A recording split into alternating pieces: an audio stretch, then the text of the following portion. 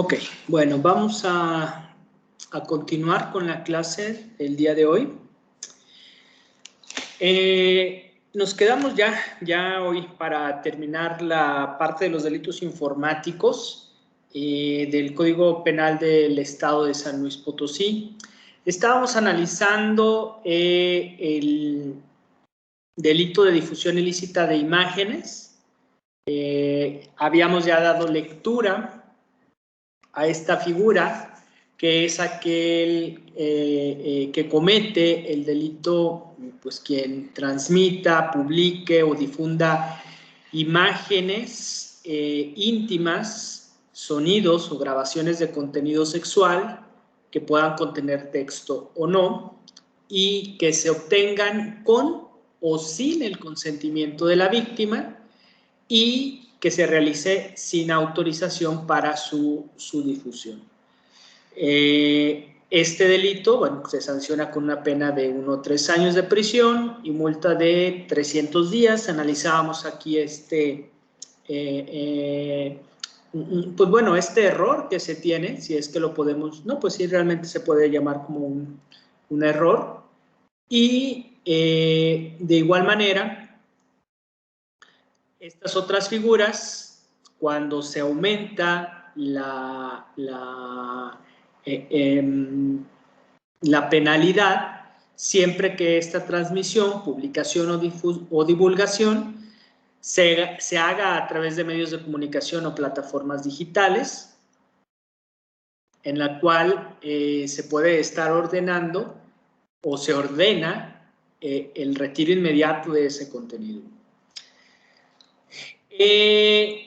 ¿Cuándo se aumenta hasta o en una mitad? Veíamos aquí estas figuras. No recuerdo si ya veíamos las fracciones, pero si no, vamos a comenzar desde aquí. Entonces, le pido de favor a... a ver, permítame. Javier Alejandro García, ¿está por ahí? Sí, aquí estoy, profe. Ok. A ver, Javier, necesito que nos lea, por favor. Aquí estamos.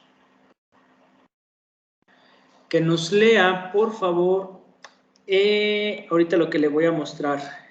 Sí. Aquí. Esta parte que ve en su pantalla, desde aumentará la pena privativa de la libertad hasta la fracción tercera. Sí. Adelante. Aumentará la pena privada de la libertad y la sanción pecuniaria hasta una mitad más, cuando, fracción 1, el delito sea cometido por la o el cónyuge, o por persona que esté, o haya estado unida a la víctima por alguna relación de afectividad, aún sin convivencia. Fracción 2, la víctima fuese menor de edad o persona con discapacidad. Fracción 3, exista relación jerárquica derivada de relaciones laborales, docentes, domésticas o de cualquier clase que implique subordinación entre la persona agresora y la víctima. Ok, ahorita vamos con estas tres primeras figuras. Gracias. Ok, entonces mencionábamos que se va a aumentar tanto la pena privativa de libertad, el tiempo que pudiera estar una persona vaya dentro de la penitenciaría, que estuviera recluida, y de igual manera la cantidad en la cual se impondría una sanción pecuniaria, una multa, pero bueno, con la salvedad de lo que observamos en el párrafo anterior, ¿no? ¿En qué momento se puede aumentar hasta en una mitad más? En la fracción primera, que es esta figura, dice que es cuando el delito sea cometido por la o el cónyuge. ¿Quién es el cónyuge o a quién se le denomina cónyuge? Anteriormente, el primer curso,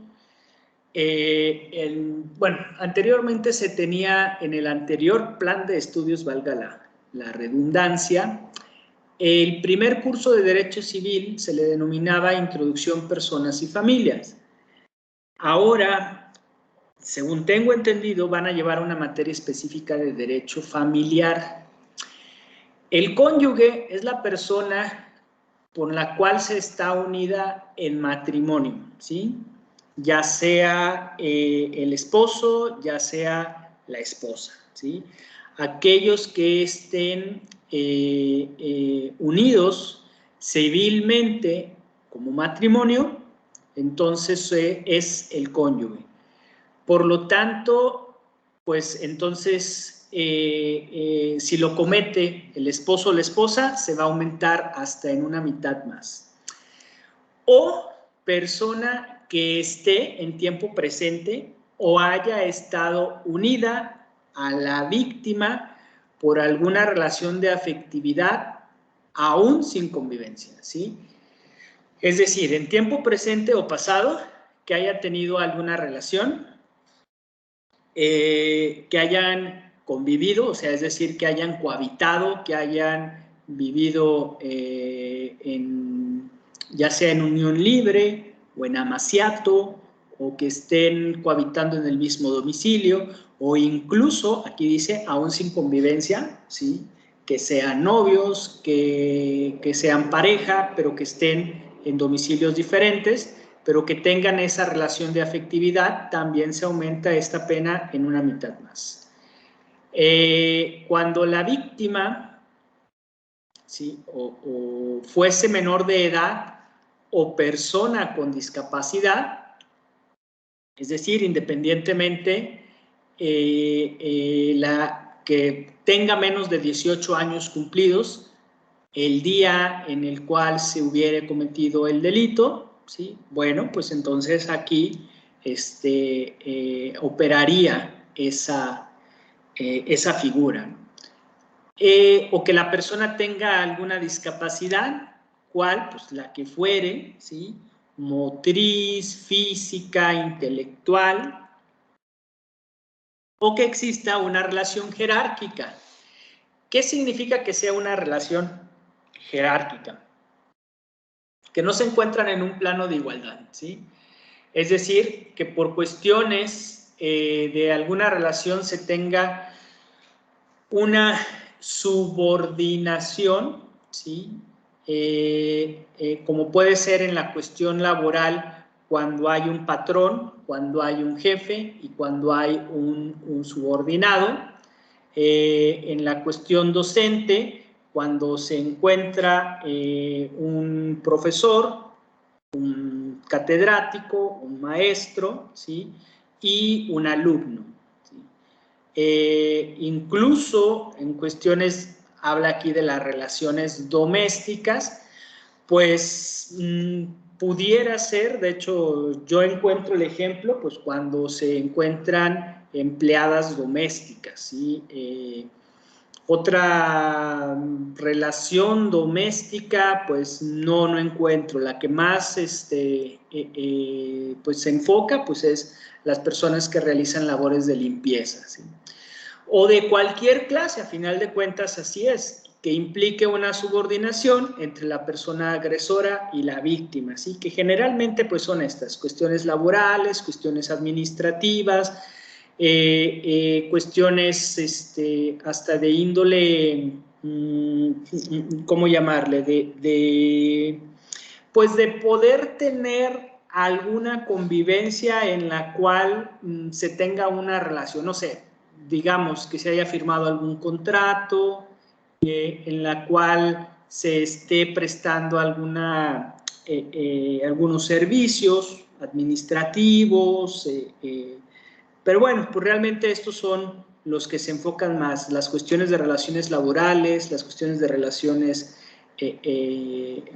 pues sí, docentes, académicas, y que cuando exista esa subordinación, entonces también se aumenta la pena. Finalmente, tenemos estos. Se hiciere uso de la violencia física o moral, ¿sí? ¿Cuál es esa violencia moral? Bueno, pues el estar chantajeando, el estar diciendo que se va a causar algún desprestigio, Y la violencia física, bueno, pues es más que clara, ¿no? El hacer uso de la fuerza, el sometimiento de otra persona, ¿sí? O hacia otra persona. Esta también es otra figura que también ahorita era parte de lo que comentaba. Cuando la persona agresora sea un servidor público y utilice los medios o circunstancias que le proporcione el encargo. O sea, realmente es laboral, nada más que en cuestiones de trasladándolo al ámbito público. En lugar de tener un contrato o una relación privada, se tiene una relación laboral pública, ¿sí? Y todavía, además de la pena impuesta en la fracción quinta, cuando se trata de un servidor público, la persona será destituida e inhabilitada para ocupar algún empleo, cargo, comisión en el sector público de 3 a 6 años, dependiendo la gravedad. Ok, vámonos con el siguiente, delito contra la identidad de las personas. Le vamos a pedir de favor a Kimberly. ¿Está por ahí, Kimberly? Sí, presente. Ok, gracias, Kimberly. Kimberly, léanos por favor este delito contra la identidad de las personas, el artículo 187 bis, y, bueno, aquí hasta la fracción segunda. Ok, delito contra la identidad de las personas, adicionado el 17 de mayo del 2018. Artículo 18 bis. Comete el delito contra la identidad de las personas quien se atribuya por medios electrónicos, informáticos, redes sociales o cualquier otro medio la identidad de otra persona u otorgue su consentimiento para llevarla a cabo, causando con ello un daño patrimonial, moral o algún lucro indebido, para sí o para otra persona. Este delito se sancionará con una pena de 3 años, de 3 a 6 años de prisión, multa de 1,000 a 1,500 días del valor de la unidad de medida de actualización y, en su caso, la reparación del daño que se hubiera causado. Será equiparables al delito contra la identidad de las personas y se sancionará como tal a quien 1. Por algún caso de medio electrónico, telemático o electrónico obtenga algún lucro indebido para sí o para otro, o genere un daño patrimonial a otro, valiéndose de alguna manipulación informática o intercepción de datos de envío, cuyo objeto sea el empleo no autorizado de datos personales o el acceso no autorizado a base de datos automatizados para suplantar identidades. 2. Posea o utilice datos identificativos de otra persona con la intención de cometer, favorecer o intentar cualquier actividad lícita, ilícita, causando un daño patrimonial, moral o que obtenga un lucro indebido. Perfecto. Muy bien.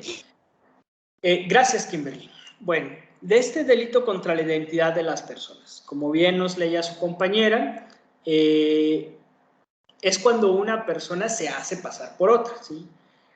Que utiliza medios electrónicos, medios informáticos, redes sociales o por cualquier otro medio, ¿sí? Pero está muy enfocado, si ustedes se fijan, en las primeras formas, ¿sí? O maneras a través de las cuales se puede estar suplantando esta identidad, es a través de medios electrónicos, ¿sí? ¿Con qué finalidad? Bueno, pues de que se le cause un daño patrimonial, de que se pida una cantidad, muchas veces solicitan dinero. Y es muy común, sobre todo ahora, con las redes sociales. Si ustedes ven, hay varios perfiles, si es que se le pudiera denominar así, u hojas de vida o identificación de datos de personas, pero que en muchas ocasiones el oficial solamente es uno, ¿sí? Sin embargo, se crean diferentes perfiles, incluso hasta se replican la fotografía que se tiene como la fotografía principal, o como se les denomina, fotografías de perfil. Y la manera de operar de estos delincuentes es, en ocasiones, solicitándoles que a las mismas personas que tienen agregadas esos perfiles originales se les dé acceso. En otros se envían mensajes como, bueno, pues se perdió la contraseña, se bloqueó la cuenta, ya no se tuvo acceso. Y como consecuencia de ello, al generarse confianza, se solicita dinero, pues por los motivos que ustedes deseen, que para ayudar en beneficio de alguna persona, que se tiene una enfermedad, que se tuvo un accidente, porque generalmente la forma de operar de estos delincuentes es de que sea concreto, que sea rápido, ¿sí? Que no se tenga que estar entreteniendo, y que se pueda obtener un lucro, ¿sí? Un daño patrimonial. Las empresas que tienen los grandes corporativos de las redes sociales, ¿sí? No sé, vamos a decir TikTok, Twitter, Facebook, Instagram, pues ya está adherido a los términos y condiciones que tienen, Facebook. Entonces, estas redes sociales que contemplan la mayoría de usuarios alrededor del mundo, lo que hacen es que validan, por así llamarlo, una cuenta oficial, y cuando se tiene una cierta cantidad de personas seguidoras, o cuando se realiza una solicitud en específico y ahí sí se acredita la identidad de alguna persona o corporación, entonces se les da una etiqueta o un adjetivo que son las cuentas oficiales, que en muchas ocasiones estas se identifican con una palomita en la cual pues bueno, se muestra que esa es la oficial, para tener un poco más de certeza y confianza en los mensajes que se puedan estar publicando o difundiendo a través de estas redes, ¿sí? Y bueno, a final de cuentas, eso es ya en las personas que tienen una difusión pública, que son, no sé, políticos, personas que están trabajando dentro del gobierno, personas que tienen también mucha repercusión o difusión, artistas, actores, empresarios o corporaciones, empresas, ¿sí? Pero se da en todos niveles, incluso hasta en niveles más pequeños, ¿no? El delincuente informático no repara en que si es pequeña o grande la difusión que tiene. Es más, en muchas ocasiones ni los conocen, ¿sí? Lo hacen con la finalidad de después estar, insisto, generando confianza, y derivado de esa confianza, estar solicitando dinero. Entonces, bueno, esto es un delito, sí, se sanciona, así es. También se puede ocasionar un daño no solamente patrimonial, también moral. ¿Qué es el daño moral? El daño moral es una figura civil, ¿sí? O sea, es decir, está reglamentada, que es cuando se causa un perjuicio, cuando se causa un menosprecio respecto de la opinión que se tiene de otras personas respecto de una, ¿sí? Cuando se levantan falsedades, pero sí es una figura compleja, es muy compleja esta figura del daño moral, no es tan fácil. Ustedes pueden ver muchísimas declaraciones en el ámbito público, hasta en el ámbito, no sé, ¿cómo le llaman? De espectáculos, o de dimes, de diretes, de chismes, como se le denomine, donde hacen estas declaraciones. No es que se va a demandar por daño moral, no es que se va a presentar una demanda. Okay. Este término de daño moral es muy utilizado, ¿sí? Pero insisto, no es tan sencillo porque tiene que tener características muy concretas y muy precisas, sobre todo para acreditar el daño que se sufrió, ¿sí? ¿Cuál fue ese menoscabo? ¿Sí? Si están peleando dos personas de manera verbal a través de los medios de comunicación, que se inventan una cosa y se replica con otro, bueno, se tiene que estar acreditando, recopilando esos dichos, mencionando cuál es la falsedad y sobre todo, insisto, cuál fue la acreditación de ese daño que se produjo. En muchas ocasiones, la manera en la cual se deba de estar acreditando ese daño es a través de un peritaje, ¿sí? O sea, no es solamente decirlo de viva voz o llevar testigos o reproducir esas frases que se hubieran mencionado. Pero bueno, no me meto porque es otro tema. Que se utilice algún lucro indebido para sí o para otra persona, ¿sí? Que se pida dinero. Ese es el lucro, es la ganancia, ¿sí? El delito se sanciona con una pena de 3 años a 6 años de prisión y la multa de 1,000 a 1,500 días del valor de la unidad de medida de actualización. Y en su caso, ¿sí? Ojo, esta reparación del daño, ¿sí? Híjole, la reparación del daño también es un tema sumamente complejo porque es una acción civil dentro del derecho penal, ¿sí? O sea, ¿de qué manera y cómo se cuantifica el daño y cómo se repara el daño? ¿Sí? Bueno, pues primero hay que acreditar, ¿sí? Su nombre lo está diciendo. Tiene que haber habido una afectación, ¿sí? ¿En qué? En bienes, en la persona. Imagínense esta afectación del daño moral, ¿sí? ¿Cómo poder cuantificar? De poder se puede, pero insisto, es muy complejo. Y de ahí el juez tiene que valorar todos esos elementos que se le presentan para entonces imponer una reparación del daño, ¿sí? Que va cuantificado en pesos y centavos, ¿sí? En una cantidad líquida. Sí es algo complejo, pero me tardaría, la verdad, bastante tiempo. Nada más aquí lo que sí les puedo comentar es que es un tema que si están interesados, les interesa mucho lo que es el derecho penal, pues es cuando se interrelacionan todas las materias, ¿no? Porque, insisto, esta es una figura civil que está inserta en el derecho penal. Finalmente, bueno, es equiparable. ¿Qué significa que sean equiparables? Que se asemejan, que se parecen, ¿sí? Estas otras actividades, también del delito de identidad de personas, ¿sí?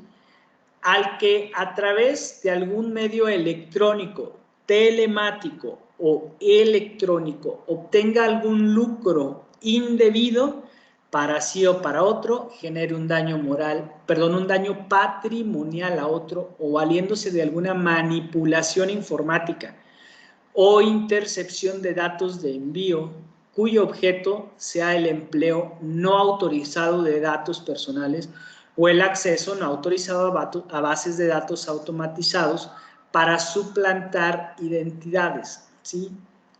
Bueno, este se le conoce como el phishing, ¿sí? Es decir, estoy suplantando una página, estoy suplantando pues incluso conforme esta redacción podemos incluso hasta tener una, no sé, otra credencial de lector. Por ejemplo, ahorita que han estado dando muchísimas facilidades para expedir las credenciales de lector, que si bien se cuenta con candados de seguridad, ha habido una flexibilidad para poder estar obteniendo esas credenciales de lector a través del mismo Instituto Nacional Electoral. Entonces, este phishing, ¿por qué se le llama así? Bueno, porque es el relativo a como si fuera una pesca, que sea, ¿cuál es la forma general de poder estar pescando bueno, uno puede ser a través de una red y de poder estar haciendo a contracorriente y tomando los peces que se capturen dentro de esa red, o la otra es aventar un anzuelo, ¿sí? Ese anzuelo es precisamente haciendo referencia a esa fachada de alteración que se haga de un correo electrónico, de una página de internet, ¿sí? Y en qué momento se captura o en qué momento pisca o muerde el anzuelo el pez, trayéndolo al delito, pues en el momento en el cual la persona cae en esa trampa, piensa que efectivamente es una página de un banco, piensa que es una página, no sé, de la universidad, piensa que ese correo realmente es válido porque se le envía de Correos de México, de Mercado Libre, de Amazon, ¿sí? Entonces cae, pica el anzuelo y empieza a llenar sus datos personales, ¿sí? Y entonces se utilizan para pues, poder estar haciendo una duplicidad de esa figura. Y obviamente, bueno, pues se puede estar manipulando esos sistemas, se pueden estar interceptando, por así llamarlo, ¿sí? Es decir, van dirigidos a una página fidedigna, pero realmente no es así. Ese objeto es empleado sin autorización de las personas titulares de esos datos personales y el acceso tampoco está autorizado a bases de datos automatizadas para suplantar esas identidades. Ahora, la siguiente figura dice que se posea o utilice datos identificativos de otra persona con la intención de cometer, favorecer o intentar cualquier actividad ilícita causando un daño patrimonial, moral o que obtenga un lucro indebido, ¿sí? Es decir, se poseen esos datos, ¿sí? ¿Por qué? Pues porque se tiene acceso a bases de datos, porque se trabaja en un banco, porque se trabaja en una institución pública, porque se trabaja en un negocio, porque se trabaja en una miscelánea, porque se trabaja en cualquier tienda, ¿sí? No necesita ser una gran corporación, sino simplemente tener accesos a bases de datos y utiliza esos datos de identificación para cometer, favorecer o intentar cualquier actividad ilícita, ¿sí? Insisto, tengan mucho cuidado, a todos nos puede pasar, nadie, absolutamente nadie está exento de que no pueda ser sujeto de estos delitos de suplantación de identidad, ¿sí? Mucho cuidado con sus datos personales. Y obviamente, bueno, causen daño patrimonial, moral, o obtienen un lucro indebido.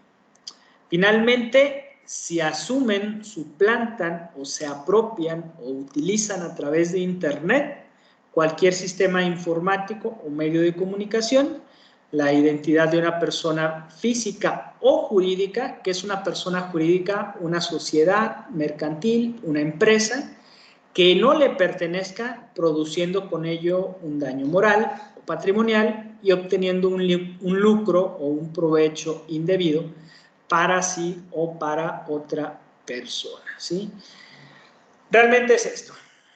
Se ocasiona un perjuicio, se pide dinero, se utilizan o solicitan datos personales y entonces, pues bueno, se va filtrando, se van creando otros perfiles, se van utilizando de una manera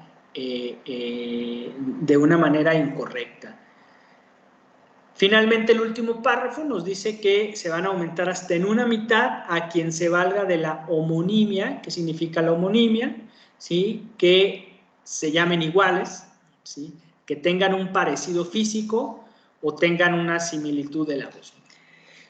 Si ustedes ven su CURP, un CURP está integrado por 18 letras. Si estuviéramos en físico, bueno, pues ahí hacemos hacemos el ejercicio de estar analizando cada uno de ustedes su CURP, y quienes ya están dados de alta en el RFC como causantes, como contribuyentes también lo hacemos. Pero los dos últimos dígitos del CURP, ¿sí? El número, son números, y son la cantidad de CURPs semejantes, es decir, entre los primeros 16 números que están iguales. ¿Hay nombres semejantes al de ustedes? Pudiera ser que sí. ¿Sí? Hay nombres muy comunes, nombres y apellidos, no se diga, que también son bastante comunes. Hernández, Martínez, González, Rodríguez, etcétera. ¿Sí? ¿Y se llegan a dar? Sí, se llegan a dar. Personas que tienen sus mismos apellidos, el mismo apellido paterno, el mismo apellido materno, personas que tienen incluso su mismo nombre y su mismo apellido. ¿Sí? La otra es, bueno, que existe un parecido físico, ¿sí? No necesariamente que sean gemelos o que sean cuates, pero que tengan un parecido físico. Somos de una misma, vamos a llamar, pues, digamos, nosotros como mexicanos, pues tenemos diferentes tipos de color de piel, pero, pues bueno, a veces por las mismas condiciones naturales, en este caso por las condiciones del sol que tenemos en San Luis Potosí, pues bueno, tenemos ciertos pigmentos, digamos, en nuestra piel, pero pueden ocasionarse parecidos físicos, sí, por el tono de cabello, por la estructura de la cara, de los ojos, de la nariz, vaya, muchas cosas. Y se suplanta también o se aprovecha de ese parecido, puede darse.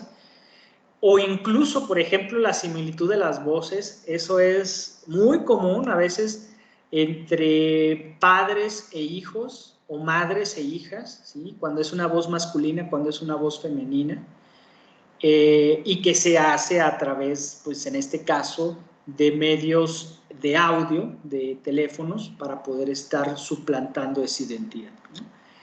Y bueno, aquí también dice que puede ser un supuesto en el que el sujeto activo del delito tenga una licenciatura, ingeniería o cualquier otro grado académico en el rubro de informática, computación o telemática.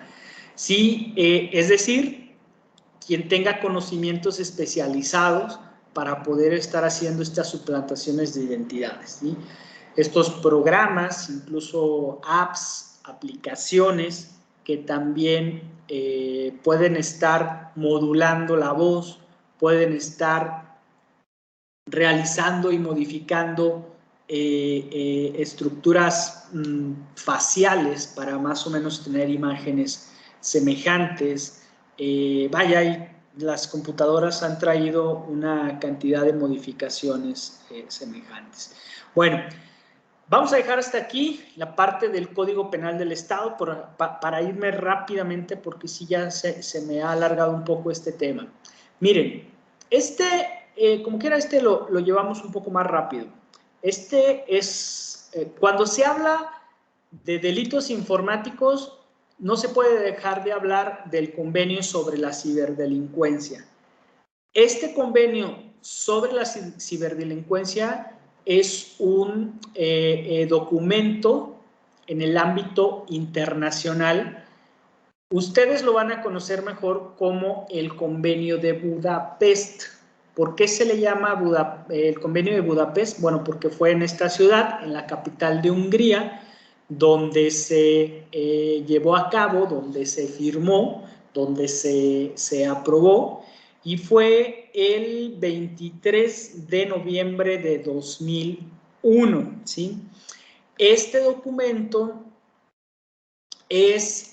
forma parte, déjenme lo hago un poco más grande, forma parte de los documentos del Consejo de Europa, ¿sí? Es decir, digamos como de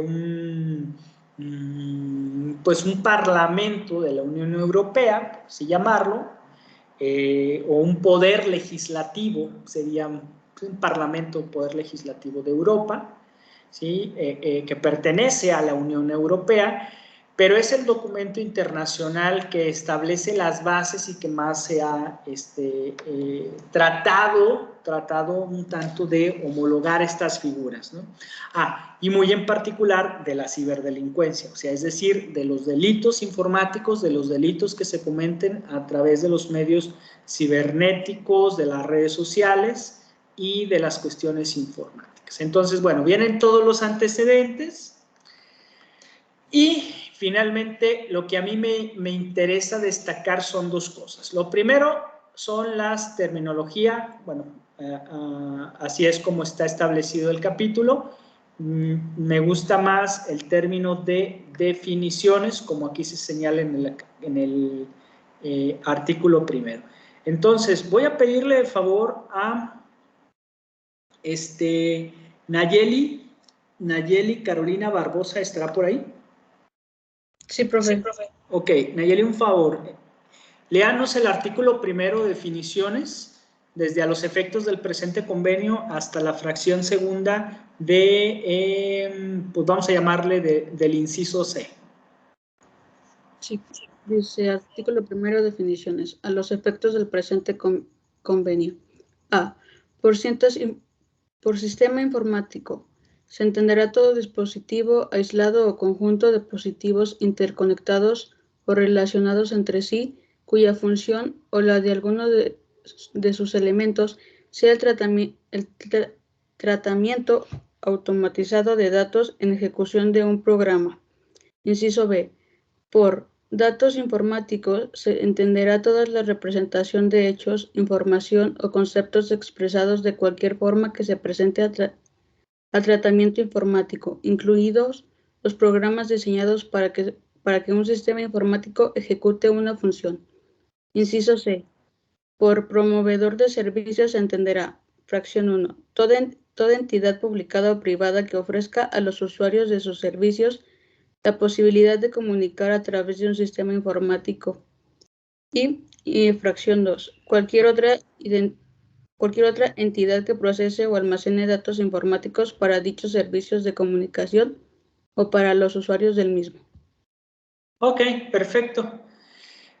Muchas gracias. Bueno, así es como define este documento internacional un sistema informático como un dispositivo aislado o un conjunto de dispositivos, o sea, es decir, uno o varios que estén interconectados en caso de que sea más de uno y que tengan una relación entre sí. Y la función de este sistema, de este dispositivo, es el tratamiento automatizado de datos en ejecución de un programa, ¿sí? Realmente, bueno, pues es... si se fijan, el término de sistema informático lo vimos en el Código Penal Federal con ese acceso ilícito a este tipo de sistemas informáticos. Ahora, viene también esta definición que nos hizo favor de leer su compañera de datos informáticos y que se entiende que es toda representación de hechos, información o conceptos expresados de cualquier forma que se preste a un tratamiento informático, incluidos los programas diseñados para que un sistema ejecute esa función, ¿sí? Hechos, información o conceptos. Cualquier tipo de datos entendibles o no para nosotros, ¿sí? O sea, algoritmos, datos que igual y se va a necesitar de un sistema informático para poder estarlo leyendo. Si, por ejemplo, ahorita lo más común son los códigos QR, ¿sí? Bastante útiles. ¿De qué manera, o mejor dicho, a un ojo humano, a una vista normal, no podemos nosotros descifrar qué es la información que contiene? Necesitaríamos que se tomara una fotografía y que esa fotografía representara o tradujera, por así decirlo, la información que ahí está contenida. ¿Cómo va a desarrollarse? ¿Cómo se va a desenvolver? Pues así, de esa manera, a través de esa imagen y que en muchas ocasiones se pide que esté conectado a Internet. Y es una cuestión bastante útil, ¿sí? Porque pues, nos ayuda a poder estar obteniendo información, documentos, citas, y un sinfín de cosas a través de estos códigos QR. Entonces, ¿qué tenemos ahí en esos códigos QR? Datos. Proveedor de servicios, bueno, pues también bastante útil, ¿no? ¿Por qué? Porque es la cuestión de analizar y de definir que es toda entidad, ya sea pública, del Estado o privada, que ofrezca servicios para que se puedan estar comunicando a través de un sistema informático. ¿Quiénes proveen? Pues generalmente del Internet, bueno, pues corporaciones, ¿sí? Si aquí pueden estar viendo que es pues los que generalmente los proveen en términos de Internet fijo, pues es Alestra, AT&T, el grupo Carso, Telmex, Infinitum, Totalplay, Easy, en los móviles, Movistar, Telcel, corporaciones, por ejemplo, Soriana ya también provee Internet y mensajería, perdón, líneas telefónicas móviles. Oxxo me parece que también ya entró a este mercado, y hay otras privadas también. De igual manera, se le llama proveedor de servicios a aquellos que procesen y almacenen datos informáticos para ese servicio de comunicación o para los usuarios del mismo, ¿sí? O sea, no solamente la empresa que los provee, porque muchas veces son distintas empresas. Si, por ejemplo, alguno de ustedes, bueno, y no necesariamente que tengan contratado un servicio, ¿no? Pero si ustedes entran a las páginas de, sobre todo de Conducef, fíjense, este ejercicio también lo hacíamos mucho presencial. Entrábamos a la página de Conducef y veíamos esos contratos de adhesión que se tenían, ¿sí? Muchas ocasiones se realizan las contrataciones por internet o físicamente, ahorita ya más por internet por cuestiones del aislamiento y del distanciamiento físico, y ahí se veían todos los términos y condiciones. Y entonces, por ejemplo, vamos a decir, no sé, Telmex. Telmex a su vez tenía distintas empresas subsidiarias. Y si ustedes querían contratar un servicio, bueno, pues primero se acudía con una empresa que era la que se encargaba del call center, y después se acudía con otra empresa que era la que le suministraba, y luego a su vez pues tienen otras entidades que son los que procesan toda esa información, y a final de cuentas pues todos son proveedores de servicios, ¿sí? Todos forman parte de esa corporación o de ese conglomerado. Y bueno, finalmente datos relativos al tráfico son todos aquellos datos que se realizan a través de una comunicación, a través de un sistema informático, y que son generados por ese sistema informático en una cadena de comunicación. Aquí, pues sí es importante que esos datos de tráfico se tenga un origen, una finalidad, un destino, ¿sí? Y bueno, pues todo lo que se refiere a cualquier movimiento de tránsito, ¿no? ¿Cuál es el origen? ¿Cuál es el punto final? ¿Cuáles son los puntos intermedios? ¿Cuáles son la ruta que se va a tomar? La hora, la fecha, el tamaño y la duración de la comunicación. Todos estos datos están registrados por sus proveedores de Internet, móviles y fijos, ¿sí? Todas las llamadas que ustedes realizan están registradas en las compañías, absolutamente todas. En la Ley General de Comunicaciones ahí se señala, ¿sí? De qué número de origen a qué número y el tiempo de duración, no lo que se está comunicando, ¿sí? O sea, es decir, no guardan las llamadas, pero sí guardan los datos de identificación de esas llamadas, ¿sí? Bueno, finalmente, ya para concluir el día de hoy, bueno, aquí tenemos otras definiciones, otros conceptos. Por último, México está adherido a este convenio, cuando menos hasta el año pasado, que era 2020, no está adherido México a este convenio de Budapest. Insisto, siempre que ustedes vean delitos informáticos o un tema de ciberdelincuencia, van a hablarse de este convenio de Budapest porque es el documento internacional que trae un poco más desglosado estos conceptos y estos términos. Lo que sí les puedo yo comentar, bueno, pues es que es un documento europeo, no es un documento que se hizo en la ONU, sino más en la Unión Europea.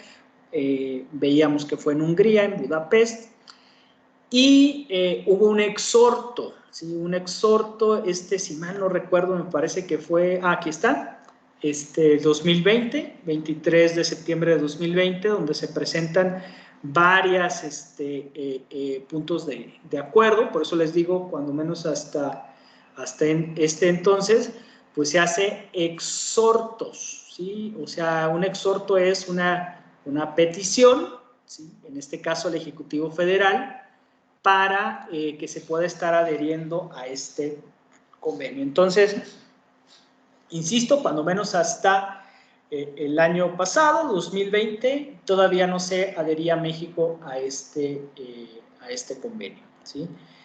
Pues bueno, hasta aquí dejamos el tema de delitos informáticos, hasta aquí dejamos la clase del día de hoy. Nos estaríamos viendo por aquí el día de mañana. Ojo, un punto importante para comentarles. Mañana me voy a conectar un poco más tarde. Sí va a haber clase, pero me voy a conectar más o menos como 6:20, 6:25. Pero mañana nos vemos por aquí en clase. ¿Vale? Bueno, pues que tengan buena tarde, jóvenes.